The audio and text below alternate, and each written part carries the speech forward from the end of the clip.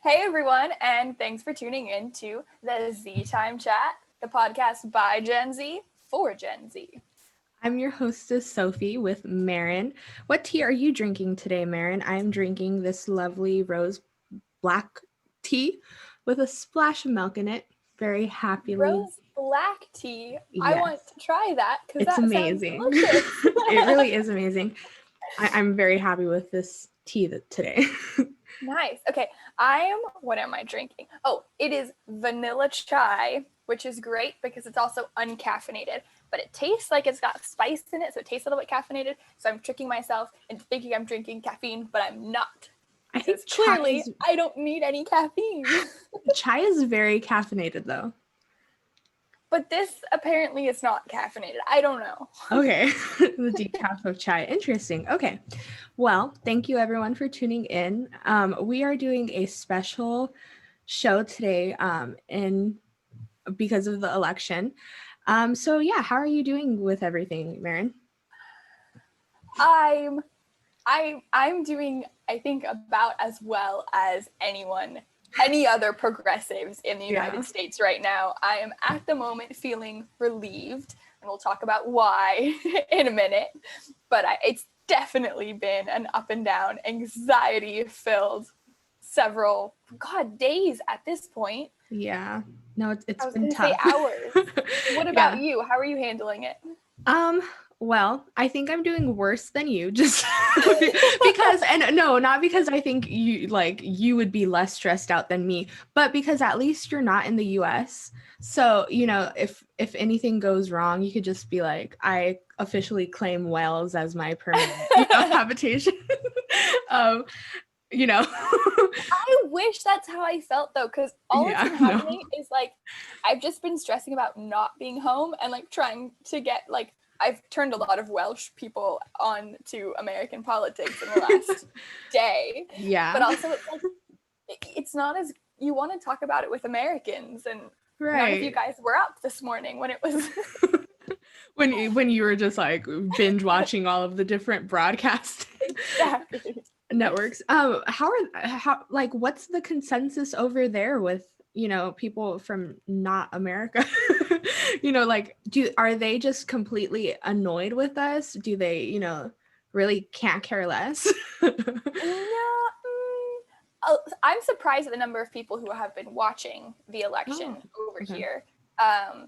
They think Trump, people I know who tend to be younger and more progressive, obviously think Trump is dumb and love to, take the piss out of Americans for electing him. So, but surprisingly, they've all been like, you seem shocked that it's so close, but they're not surprised. And I am like, why is it so close? They're like, we were expecting this, but. Yeah. Well, and then like going back to, like my mental state right now, it was really weird because like we were talking about this before, but the days leading up to the election, I was just like, we got this. I'm seeing all these like posts on TikTok, on Instagram, and like we got it in the bag. We, it's great. We're gonna, do this. It's gonna be easy. We're gonna know by, Tuesday that, Biden's our president. And then when, the polls started closing and they started counting, I was in complete shock that it was so close. I thought, it was going to be a clear, very quick win, just because of like the steaming pile of disappointment and, failure that Trump is. Well, that was very polite. I thought you were going another direction, and then I was like, oh. So I really thought that it was going to turn blue, like everything. I mean, and you have those southern states where, and again, I'm in California, so a very left-wing state, very, liberal. But yeah, no, it was really weird and it was horrible because it's kind of like, it's not a wake-up call because I know that America's racist and, sexist, but it's like a weird slap in the face to know that, all of these Trump supporters now, it's not that they don't know, it's that they don't care that, they're voting against my rights and and millions of people's rights. So it's just crazy. And so, yeah, I'm stressing out a lot, but I don't know. No, I feel similarly. I think it's just hitting me differently. I obviously was shocked because he wasn't leading in any of the polls. Every poll I saw had a decisive Biden victory. So I think this just goes to show that there is something wrong with the way we do political polls in our country. I know. So I was also shocked and dismayed. And I think we were hoping for a decisive blue, just like referendum vote saying, the country doesn't stand for this. We are better than this. We are more progressive as a nation. And I think what this vote shows is that we have a larger issue in our country, and it's not Trump. Trump is just he's a product of the issue that we have in our country of racism and classism and xenophobia, and all of these things are like just deeply instilled in our nation, and extremism that has just come out. And like the work we have to do, it's not going to be done in one term. Like I feel like this is going to be generations and decades of work. And so oddly, it was reassuring to me to be like, yeah, people are going to need to stay on the activism and stuff. Like it's not, no one gets to tap out now. Yeah, definitely. And I never assumed that with Biden winning, it was going to be, oh, our problems are solved. But, I think we could have started to heal when hopefully, I'm not trying to jinx it. I'm trying, if he does win, that's when we're starting to rebuild and heal and, become a little bit, I don't want to say united, because it is going to be weird knowing that right now half of the population approximately, is for this crazy man. So, it's weird to kind of like look around you and then know that, the state of Florida is racist, which isn't true. I mean, I know that, there are Floridians that, are lovely people, but Florida itself is racist. You walk into Florida and you become, completely, bigoted. But no, it's just really weird right now. And like I was telling Marin before we started, I'm trying to make myself happy. So I have my Baby Yoda mug, I have a candle lit, lavender essential oil just like in my room. And that is so important, to just do those small things. I got up this morning. So I'm 8 hours ahead from California, 5 hours ahead from the East Coast. And so I set my alarm for 5 a.m. to watch the polls come in. And then once it was looking shit, it was bad. And I was like, oh my God, we're looking at 4 more years of Trump. And I was just lying there panicking. I got up and I went for a run and I was like, okay, I need to clear my head. So that was my equivalent of your Baby Yoga mug. None of those words came out right. I think we understand. No, sorry. Ahead. No, go ahead. No, you mentioned this point about unity, which I think we should talk about because it's really important and I have thoughts, but I think we should check in about like where the polls are right now when we're having this conversation, because when people are listening, hopefully we'll get this out tomorrow and so it'll still be fresh, but just so there's context to what we are saying. So right now we don't have a clear so they're leading obviously in these 1, 2, 3, 4, 5. We have 5 states that haven't been completely declared, right? And they're Georgia, Michigan, Nevada, North Carolina, and Pennsylvania. Right now, Trump is leading in Georgia, North Carolina, and Pennsylvania, which in total is going to be 51 votes. And he's at 214, so that's 6. Well, at the 64. Moment, the electoral, it's looking like Biden has 248 electoral votes at the moment, and Trump has 214. Right. So that's probably a better way to explain it. Sorry. So Biden needs 22 votes to win, and Trump looks like he needs 56 votes to win. The states that he's leading in right now, they only are 51 votes, the three of them together. So if he keeps those, he doesn't win. And if Biden keeps the ones that he does have, which is Michigan and Nevada, those are 22. So if he is declared victorious in those two states, then Biden wins the election. And he will win with exactly, if he does that course, he will win with exactly 270 votes, I'm pretty sure. Right. No, like exactly 270. So hopefully neither Nevada or Michigan swing red. That would be like the worst case scenario. But and at this point, it doesn't look like they will. Yeah. So that's what's kind of like keeping me alive. And I just got, because I have, which is probably the worst idea, by the way, but I have a news notification on my phone. So I'll get like little beeps and stuff, which again is like the worst idea possible. I do too. It's okay. And, no, but I've been meaning to disable it because I was the first one to hear about Ruth Bader Ginsburg. And, and it was funny because I was at work and I had like a mental breakdown in the middle of work and nobody knew about it because nobody else has the news notifications on their phone.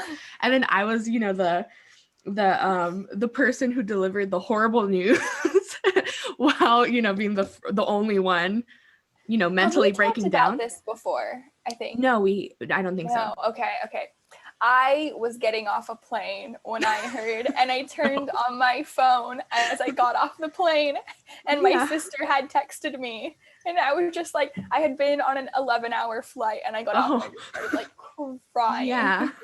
Well, because all I remember was when I was talking to people, I was just like, if he gets reelected, she's not gonna like outlive that term.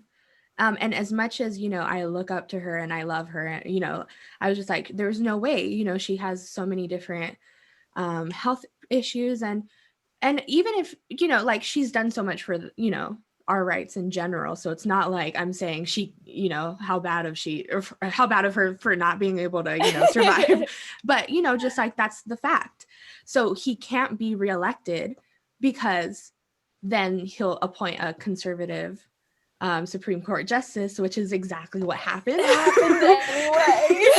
Which was, just like a stab in like directly in the heart, because it was just like a few days. It feels like it was a few days ago. I know it's been like 2 or 3 weeks, right? But I still actually haven't really processed it enough to be able to like talk about it now that she's actually like been confirmed. Yeah, no, it's horrible. And I feel extra bad, not extra bad, but like I feel even worse because she's been, a role model and just like this person of great respect in my mind for many years now. And I haven't been able to mourn her as an icon or as an inspiration because I've been so wrapped up in, oh my God, what's going to happen now that she's dead? And I feel like not a lot of people have done that, where it's like, oh my God, like God, rest her, or rest in peace, Ruth Bader Ginsburg. It's not like that. It's, oh my God, what's happening, and that's not a way to put somebody to rest, And well, that's what this whole 4 years has felt like, is just like not even processing one political trauma, political or otherwise, technically, because it's not like this has just been restricted to, it's just like move on to the next fight constantly. I keep snapping. I remember I did that in the last episode and it sounded really bad on the mic. No, it didn't. I was re-listening to it and it wasn't horrible. So don't worry. So anyway, as of right now, Biden is leading in the polls, but both of them theoretically have a path to victory. So needless to say, it's been too fucking close. Yeah. No, and it's absolutely incredibly ridiculous that it's this close. And it's funny because Nevada's at 75% right now, and they're very close to Nevada. And that's just insane to me that, again, people understand that he's completely against, women, gays, blacks, Mexicans, like there's a list of people he's against. he's only pro wealthy, straight, white men. Yeah, cis white men, it's like cis Christian, hetero white men. Yeah, Christian, cis hetero Christian rich white men. That's too many. Yeah, who are billionaires, I think you said wealthy, but it's just very important to add that. Before they hit 40. Yeah, it's insane to me. And it's funny because I was just watching this TikTok. I get a lot of my information from TikTok. No, it's not anything informational, but I was watching this TikTok and it was funny because it was a woman from 2016 and she was, I guess, like at a dinner party or I don't know, like the specific circumstance, but she was ranting to either her husband or her son, pissed at him that she voted for Trump. And it was the most iconic, thing to say. And maybe I'll link it down in the description. We will, because it is the best video. And she says something along the lines of, you voted for someone who is endorsed by the KKK. You will go your entire life. There's no ifs, ands, or buts, knowing that you voted for the KKK, and then she said something like, oh my God, it was like the most iconic thing. And I think I want it on my tombstone, she said, I don't care. And you call yourself a Christian? She's like, I don't care if you're in mass 23 out of 24 hours of the day, you're a mean motherfucker. Like she went off. And it was the funniest thing because she was just like, you just claim to be anti-Black, anti-gay, anti-Hispanic, anti-woman. She went off. It was amazing. And then it was kind of weird because like her family was just staring at her, very like, oh my God, what's happening? But no, it was like the most iconic video. And then I was just like watching that, completely stunned that was 4 years ago and we're dealing with the same bullshit, Like, how is that our reality right now? We went through the 4 years trying to educate people, trying to inform people that, it's not a matter of, like policy debates, and I was just telling someone this the other day too, where it's not like it was Obama and Mitt Romney where, they have different political ideals, but it's not like one of them is anti-people. It was crazy. And it's just insane to me that we had 4 years to inform and educate people, but again, they just like really can't care less about us apparently, because we do this. I think I'm sorry. I've noticed people being really decisive and sort of like you're saying in that TikTok video, just like laying it out for people and their relatives and being like, look, if you claim to love a gay person and then you vote for Trump, like it's homophobic. Yeah. You're supporting homophobic policy. Hate to break it to you, sweetie. Yeah. Like you can't say like, oh, I love you no matter what, and then do that. And it just it's a form of violence is what I've been hearing people compare it to, is like voting for Trump. It is a form of violence against Black people or gay people or the immigrants, whatever. Yeah. Choose any demographic, really. Who's not Pick exactly one, anyone. like a mirror image of him, Yeah. And then like the cherry on top, like the days leading up to the election, November 1st was Day of the Dead, which is a huge celebration for the Mexican community.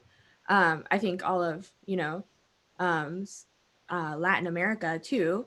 And he full on declared it people killed by illegal aliens day nationally, which is not only incredibly disrespectful, but very overtly racist, you know? It's just blatant. He's not even trying to You're not even trying to hide it. Yeah.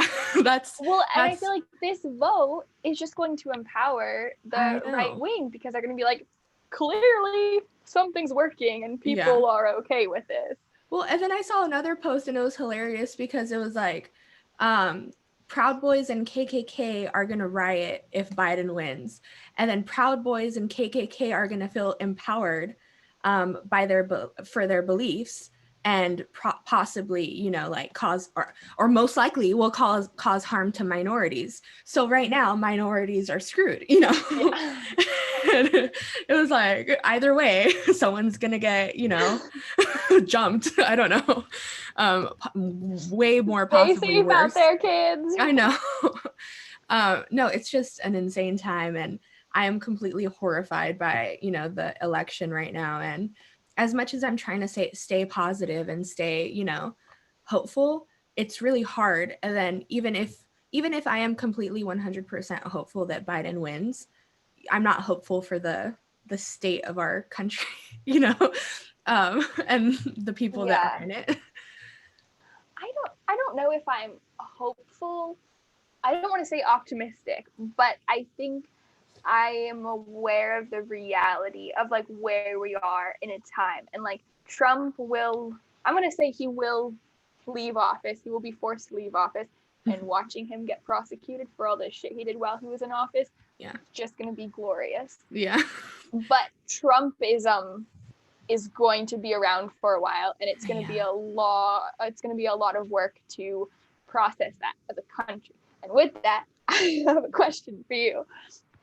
Like you mentioned, or I mentioned, someone mentioned unity, and like because one of us, that's what the broadcasters keep saying, is like, this just goes to show how divided our nation is. And I know with our generation, and I think with progressives in our generation specifically, we tend to be pretty clear about our boundaries. And especially on social media, people are posting like, you know what, if you're a Trump supporter, if you voted for Trump, like, unfollow me. You don't deserve to be in my friend pool. I'm setting boundaries. Yeah. What do you think, is that a realistic strategy to have going forward? So, I mean, I don't know. I'm a very optimistic person, you know, just based on character of other people. And, you know, I've gone through a lot of different relationships where I've given second chances, you know, so I'm not the type of person to completely block one out of their life unless, you know, something absolutely horrifying happened, you know, without the possibility of a second chance. You know, like I will cut people out, but if, you know, there is a possibility for the repairing of that relationship, I'll let that happen. But when it comes with, you know, like people with different political beliefs, I'm not a big, I don't have a problem with that. You could, you know, think of what you want. You could be Republican, conservative. Where I draw the line though, and where I think a lot of people are drawing the line, is where it's like basic human decency, you know? And I think Trump supporters don't have that. And I don't think that they're considerate to rights, you know, that I have and that are at stake for me. And then my friends, you know. So I think there is a difference where like it's gotten to a point where it's not even political, you know, it's personal, and it's you're voting against me, or you're supporting somebody who's directly against me. So why would I be your friend? Of course, if they come out later and say, you know, I'm so sorry about, you know, what happened. I've done research and I've realized my wrongs. We could talk about, you know, a friendship again, but I don't see myself, you know, putting up with that insanity. I hear that. And I generally think I have felt that way, although maybe I'm even less on the road of I'm willing to heal relationships. I tend to be pretty like quick about cutting people off and unfollowing people and blocking people. Yeah. Anyone who's had a political argument with me knows that. But I think for me, this really served as a wake-up call of being like, shit, that's approximately 50% of the populace vote for Trump. 49, like, it is close. Yeah. And like, there has to be a way of going forward and bringing people into the movement. And I know there are so many factors of identity that come into that, but it's really made me think like, I personally need to find another strategy than saying like, there's something wrong with you and your beliefs, even though I may feel I've unfollowed so many people even just the last couple days. I was me like, too. I thought I knew you and I got you and you just posted that and that was hurtful to me. Yeah. Humanity. Well, I even unfollowed a few people and they weren't like really close friends, but for posting something like, why are you guys freaking out? It's not that big of a deal, or something like along the lines where it was like very inconsiderate. And I was just like, nope, sorry, friend, like, I will no longer be following you, or I will no longer, associate with you until you realize how inconsiderate that statement was, and I do feel, I don't even want to say I feel sympathy for them, for the supporters, but I was talking to my dad about this like a few minutes ago too. It was really weird. But I was telling him like, I've been trying to find justification for Trump supporters, and not even like justifying what they're doing, because, it's pretty unforgivable, like the stuff that they're standing for, but trying to see like, what does he have that you want so badly?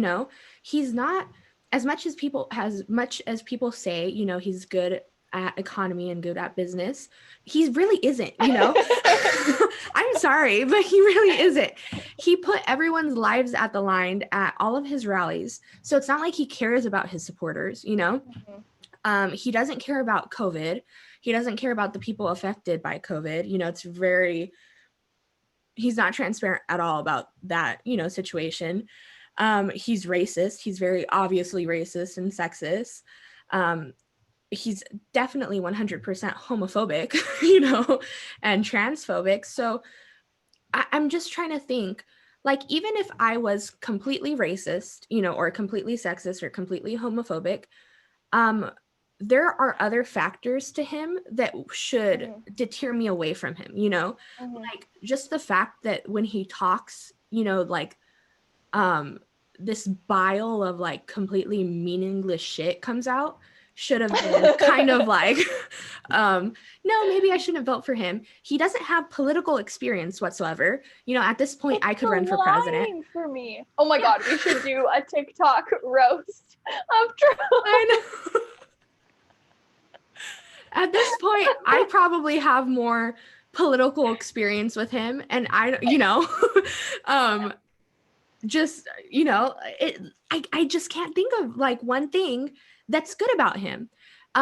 He's not a family guy. I mean, like, he talks about, like, oh, I have like this great family, but he treats his ex-wives, like, dating his daughter. He talks about dating his daughter. He like treated his ex-wife like complete crap. It genuinely doesn't make sense to me. So as much as I want to sympathize with that for them and pity them and, like, try to figure out how I could help them out, it's like baffling to me. Yeah. Oh, I don't want to pity anybody, and I definitely don't actively want to like help them understand. Like, that's not, I don't have that mentality at all, which makes me sound like a horrible person, and that's not what I'm trying to say at all. But I have just realized, I'm like, there has to be something. There has to be something going. Like, I would like someone to tell me what the step beyond, because I've just been going in circles in my head of how could people vote for him?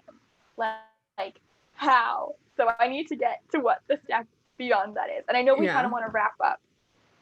So is there something good? Is there a good takeaway? Something that, looking not just at the presidency, but at like Senate races, other congressional races, local elections that are giving you hope? Sarah McBride is the first openly transgender. Woo-hoo! I was so excited about that, and I was so happy. So that's good, Yeah. That's a win, especially for the LGBTQ plus community. So I'm personally celebrating that. I'm happy, but I mean, even like ballot measures, some of them like really bummed me out too. We lost Prop 16, which would have been great. We lost one of the bail ones, which would have been interesting.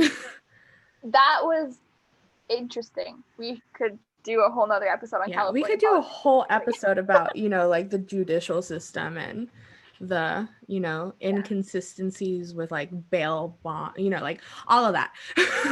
We could have a special guest, which would be my dad, because he's an investigator for the alternate defender's office, so that would be cool to have someone who understands. Totally. In the future. Yes, definitely. Not very Gen Z, because I know he's not Gen Z, but get some. Yeah, well, I guess some of Gen Z is technically old enough to be like a professional lawyer. Yeah. But like, okay, I do think this election there are several instances of like queer people of color winning races, and that definitely was a win this time. Several firsts. I just want to mention this because it's really exciting to me that like Georgia was almost in play. Like the margin was so close, and Texas I think too. that yes. Texas was blue for a little bit. It was insane. I have a lot of family in Texas, so I was just like, what? So I have a connection, a distant connection to Texas, but I was just like, am I proud of you for once? That gives me hope, that there's been a lot of work put into these grassroots movements in those like really what were really red states. And so definitely. That to me, just to end this on sort of a hopeful note, there is a path forward, and we're gonna flip more states blue. Yeah, hope. Yes. Or maybe one day we'll just have Democrats, and then we'll have like socialists, commies, and we'll all be red, and so it'll be red and blue, and we'll just get rid of Republicans. I'm sorry, we're probably gonna have to edit that out, because if I ever go into politics, someone's gonna dig up this podcast and be I know. No, we're gonna have to leave that in. I'm sorry, Marin. No, but so we left it off on a good note. So the second episode was supposed to be holidays and COVID, so that's going to be our third episode. But thank you everyone for tuning in. It was a fun episode. We hope you voted if you're old enough to. Yes, please God, tell me that you did. I mean if you're listening from California, we're chilling. We're very secure blue state, but so I hope everyone's safe, and I hope in the days following the results, everyone stays safe and takes care of themselves. Reach out to us on our Instagram, which by the way, you should follow. Our Instagram, Twitter, YouTube, all that good stuff. But also, if you need someone to talk to about post-election stress or anything like that, we are always here. So give us a shout. Both of our personal Instagram handles are on our main page, so hit us up. Too. All right, thanks for tuning in. Catch you next time. Bye everyone.